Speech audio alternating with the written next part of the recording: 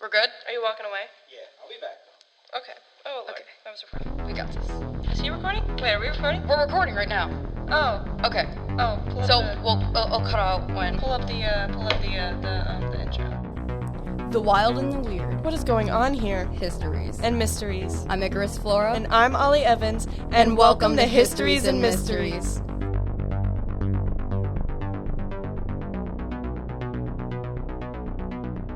Okay, this week we are going to be talking about the unsolved case of the Chicago Tylenol murder.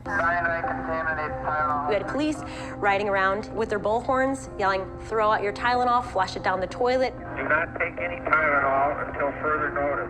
People were checking themselves into the ER, thinking they'd been poisoned. I was just nervous for the baby. It was absolute chaos. Dun, dun, dun. Thank you. Now,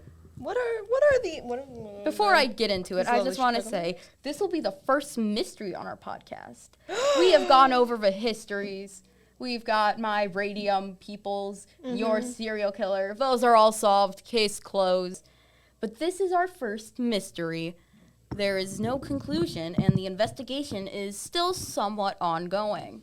That bizarre mystery of Tylenol laced with cyanide still has not been solved tonight. Investigators say they are searching for, quote, a madman. People were terrorized. They didn't know what product they had in their home that could possibly be lethal. Now, let's get to the incidents. So, some basic information is that this happened the main event spanned in, the main initial investigation, there we go, English, happened from 1982 to 1983. Now, back then, medicine bottles did not have, those protective, wrapping, seals. 1982 to 1983 were the main. Oh, I'm not surprised, actually, now that I think about It's the 80s. I'm not really surprised. All you 80s kids out there who are like, the 80s weren't that bad. Just shush. Just take a look. The worst serial killings happened in the 80s. Well, yeah, they didn't have anything, but that's for another episode. Go ahead. Yeah. Anyway, so back then they didn't have, the child-proof caps or, the protective sealing. The push and twist? Yes, but also, the protective seal where you have to peel it back. The little plastic, if you little were thing to on open, top where you have to peel it off. Yeah. And if you were to open a new bottle of ketchup and you gotta peel that thing back to get the that thing. Was it on ketchup though? Oh, it's on. I don't know. I did research on Tylenol killings, I not don't know ketchup. if Tylenol would be as deadly as ketchup. I mean, maybe. Anyway. So the only thing between you and the meds was a cotton ball that you could just take out and put back in with no one noticing. Like makeup? Yeah, like a makeup cotton ball. If I wanted to go down in the old 80s, if I wanted to go to the gas station or something and get some painkiller, it would just be a bottle. You could just take what? Yeah, there was nothing besides just a cotton ball that you could take off? Yeah, so you could just take the cotton ball out, just pour them out in your hand, put them in your pocket, put the ball back, and just go about your day. Huh. I did not know that. Listen, it was stupidly easy to steal drugs back then. Agreed. We couldn't tell.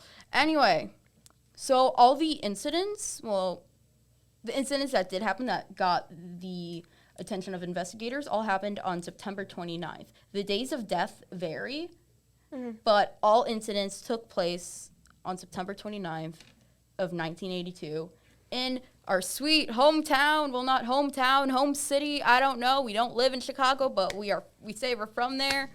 Chicago, Illinois, folks. Anyway, the victim. Now, it has been debated if there were more victims, we just don't know about it. But there are seven main ones. Age ranging, the youngest being 12, the oldest being 35. So, now, I tried to figure out the deaths in chronological order. So here's the first one. Her name was Mary Kellerman. She was 12 years old. One day she woke up not feeling well, so her parents gave her some Tylenol. A few hours later, her father heard her fall in the bathroom and went to check on her. He found his daughter unconscious and unresponsive, so he did the responsible thing and called 911. At 9:56, Mary Kellerman was pronounced dead. Overdose? No, she only took one Tylenol. I'll get to it. Don't worry. So Tylenol is very dangerous, actually. Well, no, not really. You sure? Yeah, I'm sure. Anyway, so Mary here woke up at around, she took the Tylenol about, I forgot to write this down, but it was maybe like 7 in the morning. Mm-hmm. She died only a few hours later at 9:56 a.m. So, like, So whatever that's was... 2 hours? 2.5? I can't do math. Anyway, next victim. So, real quick. First, Mary Kellerman, when they were initially investigating her first death, because it's like, yo, kids don't just drop dead, they just kind of put it off as, like, a tragic accident. As they should in the 80s. It was the 80s. So, Mary wasn't known as one of the victims of the Tylenol killings until later in the investigation.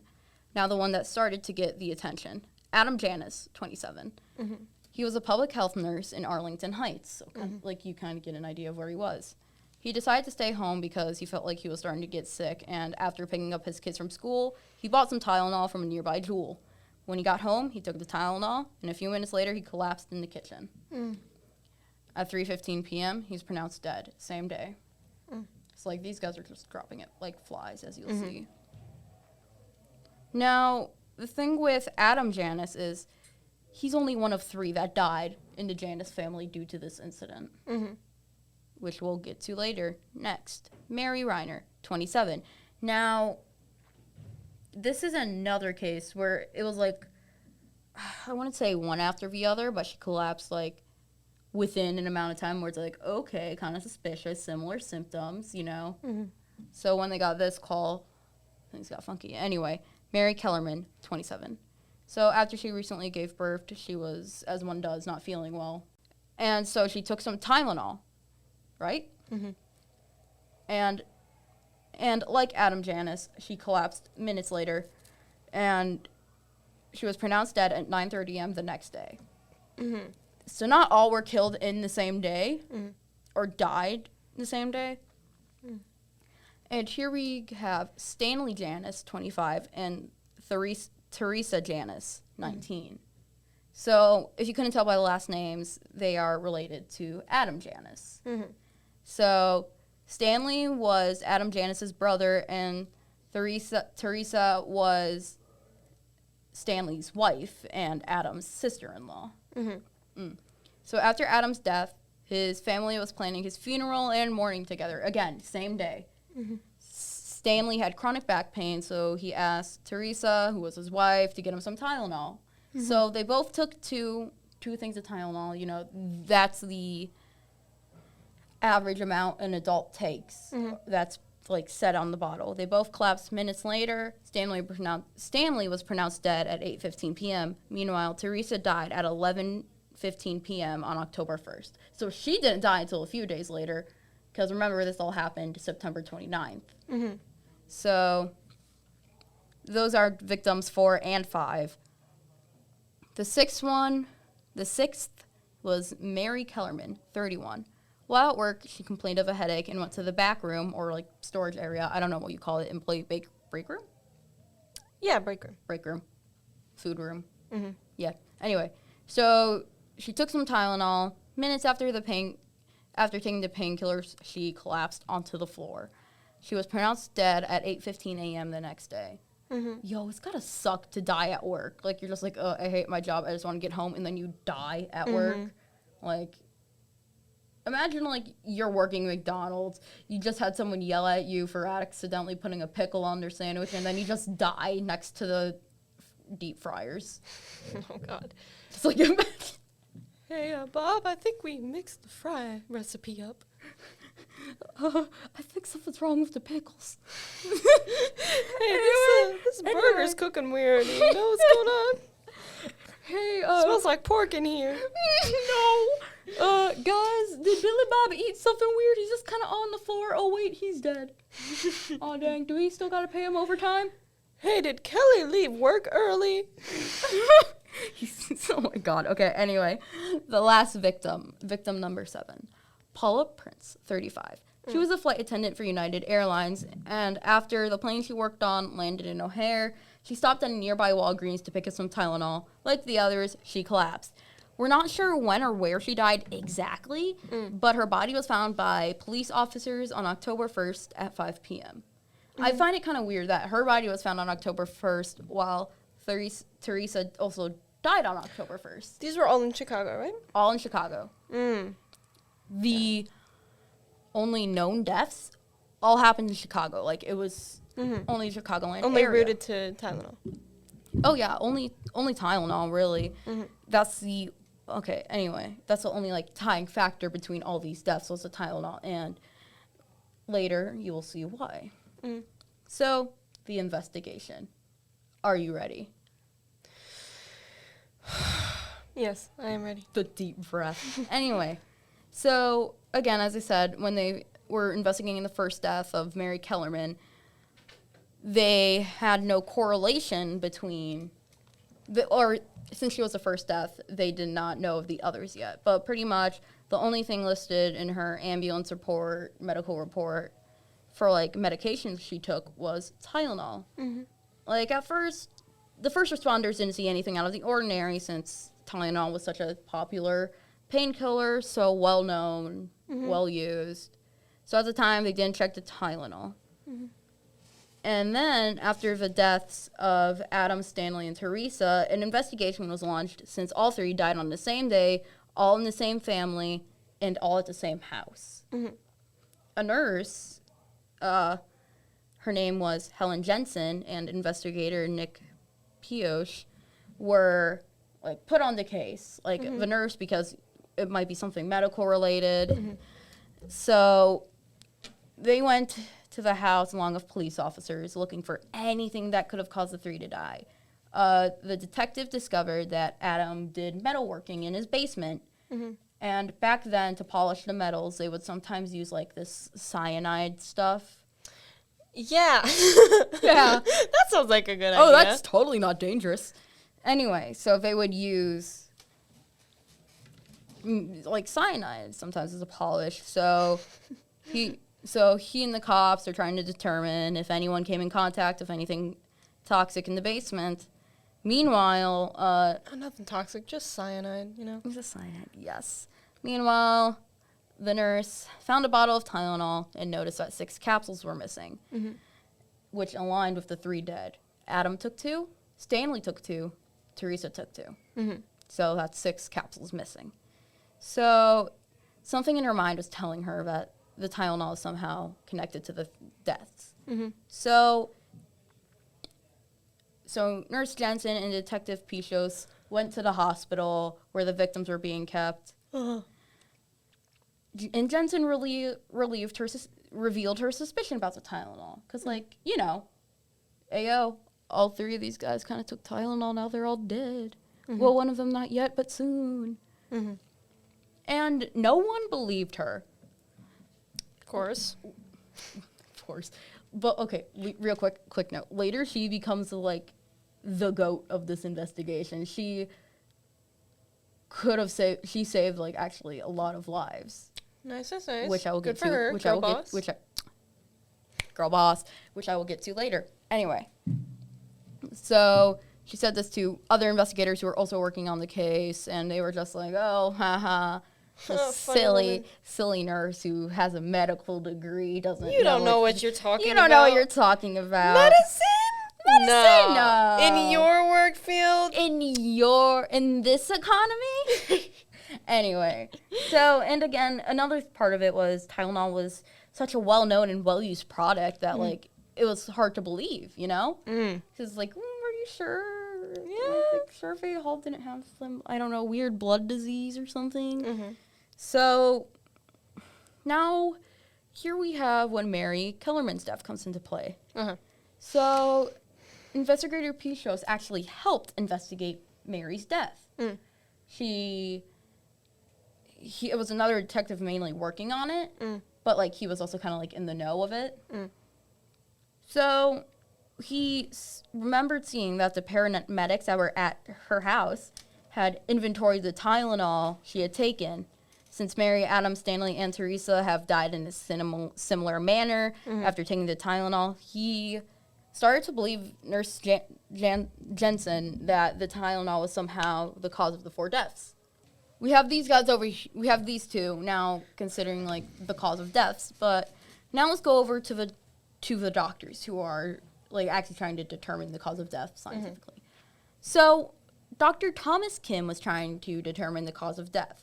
So he went through everything he could think of. He ran so many tests. Besides the connection between the three, which is the Tylenol They that didn't. they took? Well, the doctors didn't know about that at the time. They were just like starting to discuss this theory. So anyway, Dr. Kim decided to get some blood tests done for toxins. And like back then, they wouldn't do these tests at the hospital. Would they consider Tylenol a toxin in this time? No. They didn't know it had anything to do with Tylenol. So Dr. Kim decided, hey, I'm going to send these blood samples out to get specifically tested for like deadly toxins like cyanide. Not Tylenol would not be considered something that they'd be looking for. No, never. I see. Even now they don't. Okay. Anyway, so again, normally when doctors check for blood toxins, they wouldn't check for traces of cyanide because it was such like a hard to get Popularized thing? Or no, because they were shine their shoes. Was that what she said? metal. Shine metal. Shine metal. Shine and So metal. like the only way to get cyanide was if you knew where to get it, if you were a metal worker, a doctor, or a scientist. So So it wasn't used as rat poison. no. Okay. What? I see. Rat poison? It would actually it would take a lot of rat poison to kill someone. Not a person, a rat. Yeah, but if you were to use rat poison on a person, it would take actually quite a bit of rat poison to kill someone. There's that one TikTok audio that explains how rat poison works. Yeah, You remember? that's what I'm referring to. I don't know how true it is, but yeah, I'm still researching Maybe it's that. true. I don't know. Anyway, so a few days later, Dr. Kim got the results back from the blood tests, and oh geez, guess what it was positive for? So they found cyanide Yes, so in the Tylenol. in the people's bloodstream, not the Tylenol. We haven't tested the Tylenol yet. I see. So there was much more than what was needed to kill the average person in their bloodstream. So like way far overdose. Oh, of cyanide. well, not overdose. Any cyanide would kill Quote you. unquote overdose. Quote unquote. There we go. So anyway, I found this interview with him. He's with Dr. Thomas Kim, and it said he. Hold on. And here's what Dr. Kim said. Eventually, I got the lab reports. It was a massive amount of cyanide, 100 or 1,000 times more than what was necessary to kill them. So a lot of cyanide. I was thinking not that much. Oh, no, that it much. was, Oh, it I was was that much. It was that was that much. much. Anyway, Dr. Kim alerted the deputy medical examiner, Edmund Donahue, and basically about, like, yo, these guys died because they were just, like whacked up with cyanide. Just like, dude, there's so much cyanide in these people. And so the deputy medical examiner told Detective Pichos, and we'll hear his name a lot. He was another big player in here. He told Pichos to get the bottles of Tylenol and look them over. So Pichos looked over the bottles of Tylenol from the Janice house and now Mary Kellerman's house, since they kind of put those together, and noticed that both bottles had the same control number. And from what my research onto a control number, because I don't know what a control number is, man. Basically, it means they were in the same, like, not Vicinity? shipping group, but vicinity. Not exactly. Control number. Okay, basically they were either in the same shipping group or I'd say vicinity. vicinity. feel. They were in the same vicinity of each other. There we go. Yeah. So that's one thing. And then we have the deputy medical examiner told him to now take out the Tylenol and look at it. So he did so. He poured out the pills. Everything seemed normal. It looked normal. Nothing wrong. But for Pichos, the Tylenol smelled like almonds. It's not supposed to smell like almonds. To half of the world, cyanide has no smell, but to the other half, cyanide can smell like almonds. Is the almond. That's what we eat. Well, interestingly enough, it has a smell. That smell is benzaldehyde. So what's the cyanide connection? Almonds contain a compound called amygdalin. And when it breaks down, usually when you bite into it or upon digestion, it releases both benzaldehyde and cyanide. I did not know that. Now you do. The more you know. At that moment, investigator Pishos and deputy medical examiner and the deputy medical examiner knew why these Tylenol were killing people. Mm-hmm. They have been laced with cyanide. Like on purpose or on accident? On purpose. Somebody was straight up killing people because with cyanide Tylenol? Yes. Tylenol? Tylenol. I hope that's not a real medication. I doubt it. Anyway, so they now figured this out, and now they had to deal with another problem. Oh, God. The Tylenol was killing people. How many people are now in possession of Tylenol that could potentially kill them? That's a problem. Oh, yes, it is. Run down to the news station. Yo, Tylenol's killing people. Now, September 30th. So September 30th, they made the realization between the Tylenol and the cyanide. So around 10 a.m. So the October 1st people haven't died yet. Oh, not yet. They are still struggling, these poor people. Well, that one, what was her name? The one who wasn't found until later could have been dead beforehand. Her body was just found on October 1st. I see. Got it. So anyway, they made the connection. The dots have been connected. So they reached out to Johnson & Johnson's, the company who manufactured Tylenol. An attorney was sent over, and they basically explained everything that was going on. And he was there for maybe about an hour. And then, like, they were going to figure out a way to release this information. So, as they should, because, What's that thing called when you tell people that there's a new sickness? I think it's hysteria. Everybody automatically yeah, thinks there that they can have be it. mass hysteria. Yeah. Well, not exactly in something like this. Anyway. The hysteria could be true. So, they went to, not exactly they were talking to the CEO of the company that made Tylenol, right? And, oh my God, this part gets me mad. So they were just like, hey, yo, guess what? Your Tylenol is laced with cyanide. Now, do you want to prevent possibly hundreds of deaths? You want to know what the CEO said? It's fine. They don't need to know. Do you have to? That's what he actually said. What? What? Listen, we live in a capitalistic society where they only care about money, not other people's health. We are simply pawns to them. Anyway. Do we need to? Nah, this beautiful painkiller And they that were almost just like- every house in America has is laced with cyanide. It should be fine. They're fine. Who cares? Sorry for wasting your Who time. cares if a couple people die? They're replaceable. At least their pain will stop. Anyway. Do we have to cut that out? No, we're fine. Anyway, so basically he said, do we have to? And then, like, the guy who was telling him, yo, we got to release this information, was like, well, do you have a better idea? And the CEO just said, no. News started spreading a bit, and here is where we have Nurse Jensen come into play. Yes! Queen! Yes! Girl boss! Yes! So I love this basically, lady. her husband told her, hey, it was the Tylenol that killed people. And she was like, I was right. She was like, Y'all were no. wrong. I was right.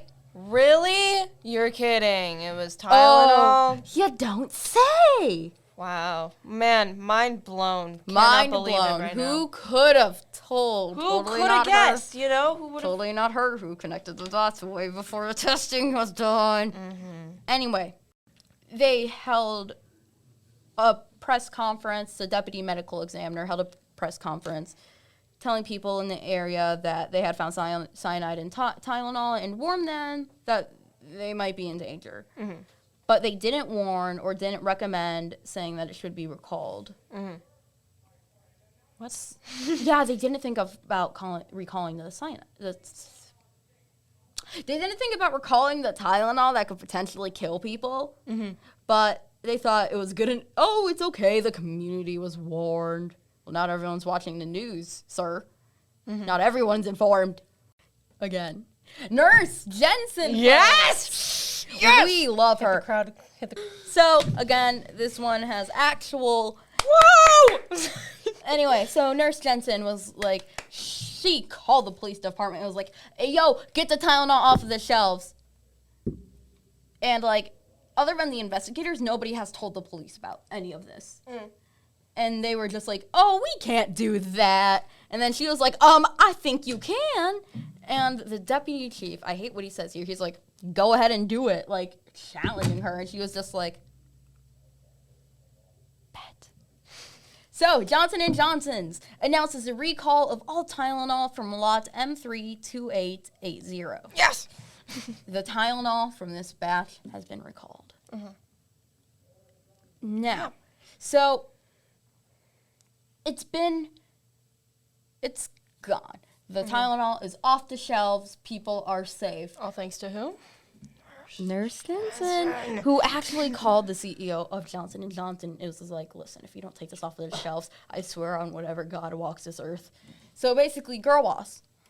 Girl boss. Yes. Anyway. So, kind of back to the investigation. Now, the thing that's unique about this is, so how many deaths do you think are caused by poisonings? Like cyanide poisoning or like overdose? Not overdose, like, oh, I'm going to poison this person's drink because they cheated on me. Like a year. I mean, it's pretty easy to poison someone. 1,000 a month, 1,000 a month, 10,000 a year. Poisonings are actually very rare. So this is like it has to be one guy. Oh. It has to be one guy because no one here that we know of kills people with poison. So, before knowing of the cyanide, they just knew they were deaths, not murders. Once they figured out that the Tylenol was laced, that's when they became murders. Mm-hmm. So, on October 1st, they, basically, there was a conference set up in the Attorney General's office, like they pretty big people. It was like state police, local law enforcement, the chief of police's, director of the Illinois State Police, anyone who might be in law enforcement was pretty much there. They got the feds involved, like FBI, all of that. Dang, CIA. So that's when they started discussing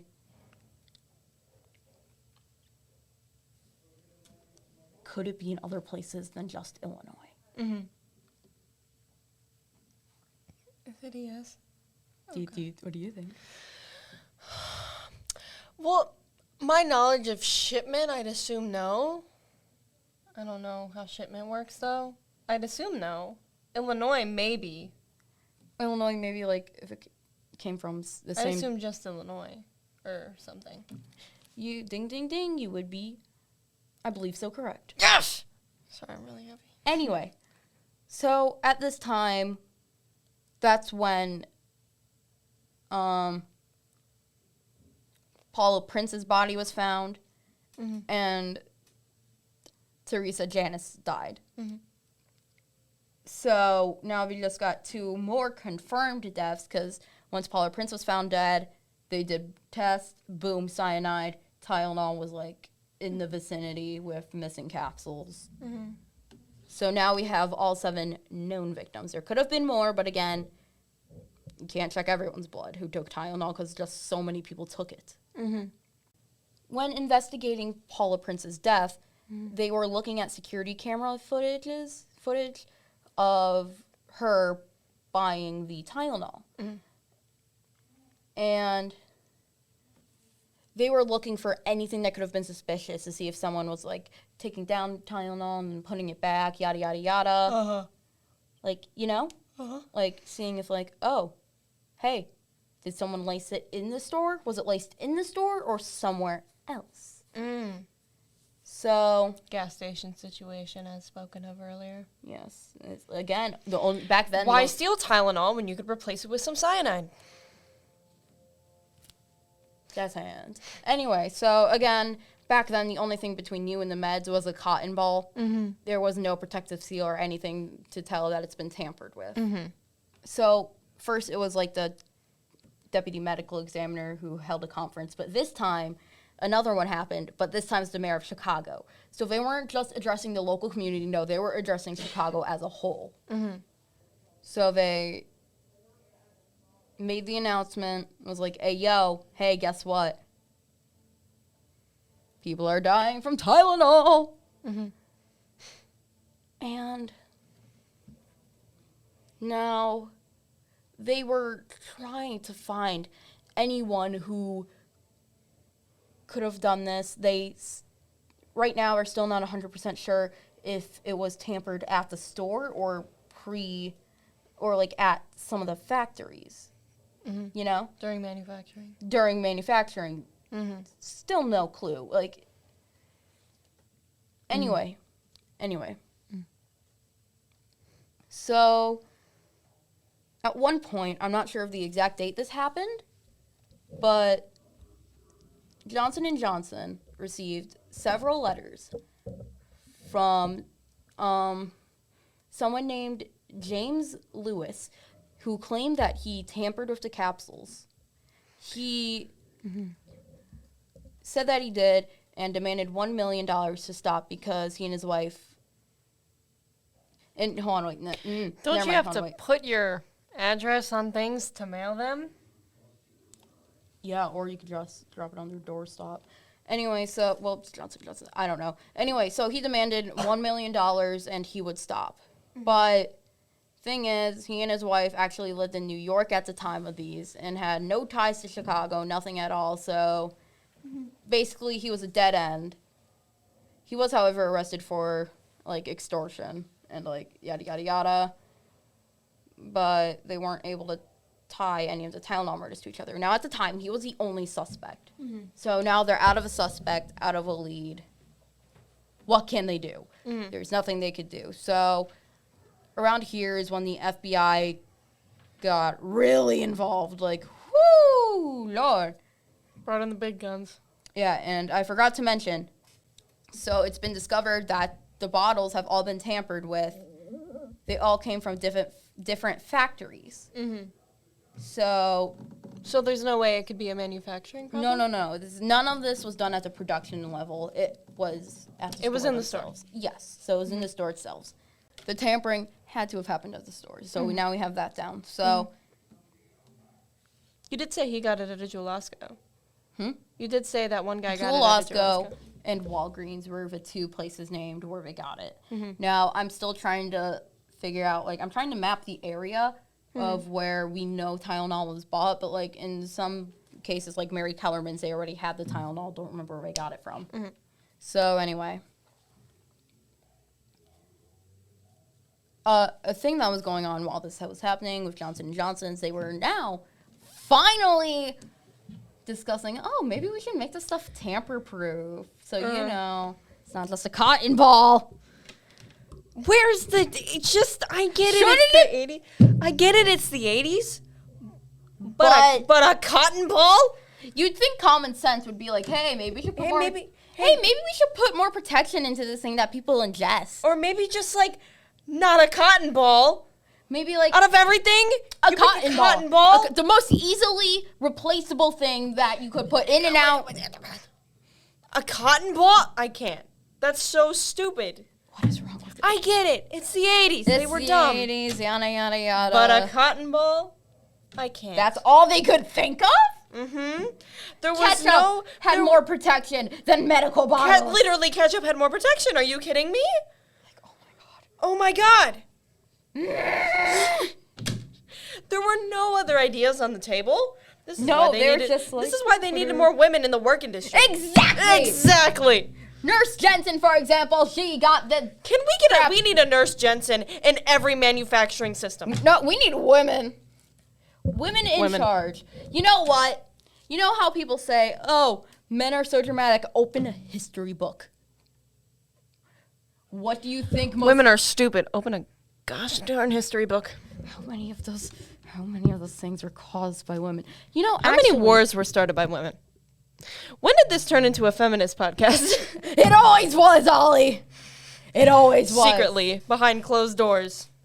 So, basically, their only current lead was cut. To this John Lewis guy? Yeah, to this John Lewis guy. James Lewis. James. You know, sorry, John Lewis is someone else. So, they hit a dead end. They couldn't figure out anything, and basically, it's now a cold case. It will forever be a cold case. Mm-hmm. Right, because they can't investigate it They can't investigate it. They don't know what James else Lewis to do. is still out there. Yeah, and like, Just again, trying desperately to find one bottle. One bottle. Cotton ball. So, anyway, and it's hard. It's a city. We live in a society. Oh, yes, that. But it's a city. Think about how many people lived in Chicago in the 80s. It was still probably a lot of people. Mm-hmm. So it's literally trying to find a needle in a haystack because, again, they do not have the same technology that we have now to investigate this. They couldn't find anything on cameras. They had just about 7 million people, I believe. Yes, thank you. So basically, we have the only evidence they had to work with was the Tylenol itself and the cyanide in it. Mm-hmm. So it has been 40 years because it 39. happened in 1982. So I thought it was 83. No. Anyway, 4 years. So nothing was figured out. Mm-hmm. Nothing can be figured out. Yeah. So basically, it's like James Lewis it's very hard to. There. I had trouble figuring out like what else they did from there aside from like the initial investigation in the beginning because basically everything ran cold, but couldn't they just like trace it back to where the shipment came from and then no, find out? because as I said, it didn't happen at the shipment, it happened at the store level.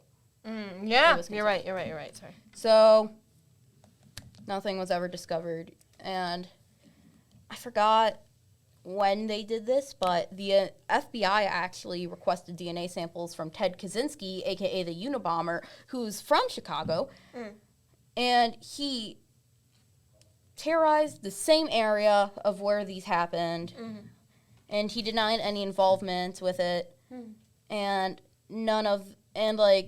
him poisoning the Tylenol did not line up with his MO, so basically, that's all they have. And they still are investigating it to this day. How? Like, barely. It's it's more of like, oh, hey, you remember Chicago Tylenol killings? Like, hey, oh, it's yeah. September 29th. You want to take a look? Yeah, Sure. it's the 40th anniversary. And basically, that's all we know. And this case is now forever unsolved. Almost 40 years after the Tylenol murders, the case remains unsolved. While Lewis served 12 years in prison for the attempted extortion of Johnson & Johnson, he has long denied any involvement in the tampering, and no one has ever been charged with the deadly crime. Shall we close it off since that's all the information I have? Do you have any thoughts you'd like to put in? That was actually really interesting. Yes. And that is why today we have more of Jessica Cottonball. People in the medicine. 80s were stupid and they should have put more women into business. Exactly. Just saying. Because Mary Jensen Women was put the more MVP. Women made women put more on the table all these years. Maybe let them put some ideas on the table. Exactly. You know how many patents were actually, how many things that we use today in modern society were actually created by women that men took the credit for? Think of DNA. That was discovered by a woman, yet men took the credit for that, and now her name is like almost forgotten in history. Until now, I will be talking about her. I think instead of Histories and Mysteries, we're going to call this Histories, Mysteries, and a Dash of Feminism. Histories, Mysteries, and very aggressive feminists. We have had a little bit of feminism in every single one of our episodes. We have. That's lovely. The Tylenol kill. The ladies who found Dahmer with the dude and, you know, the exactly police put it down. You know what I mean? And who ignored them?